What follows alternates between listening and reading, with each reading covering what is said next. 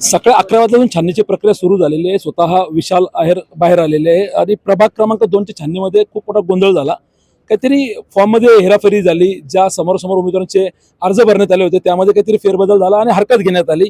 काही कार्यकर्ते आपल्या सोबत आहे.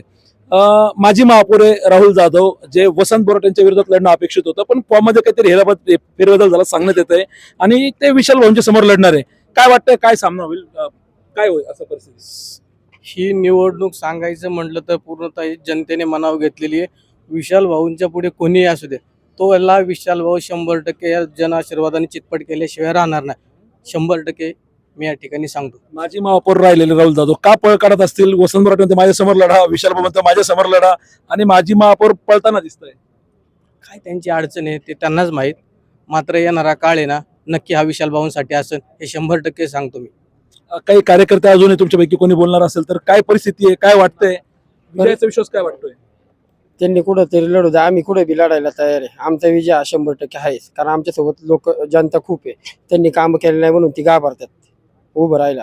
वसंत शेठ तर त्यांना कशी बी चितपट करणार, आमची बी तयारी आहे त्यांच्यासोबत लढायची. वसंत शेट्टी चितपट करतील आणि विशाल भाऊ चितपट करतील. 100%. 100% राष्ट्रवादी काँग्रेस पार्टीचा पॅनल पूर्ण बहुमताने विजयी झाल्याशिवाय राहणार नाही हे 100% सांगतो. काय वाटतं विजयाचा विश्वास?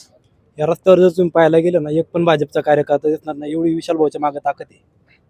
आणि जनता नक्कीच आपला कौल देणार आणि विशाल भाऊला नगरसेवक पदावर बसवणार. काय वाटतंय, वसंत बोराटे का विशाल भाऊ, कोणासोबत कुस्ती व्हायला पाहिजे उमेदवाराची? दोघांसोबत जरी झाली तरी जनता 100% सगळ्यांच्याच पाठीमागे आहे. कारण त्यांनी कामं केलेलेच नाही जेवढी विशाल भाऊंनी कामं केलेली आहे, वसंत शेठने कामं केलेली आहे, अश्विताईंनी कामं केलेली आहे.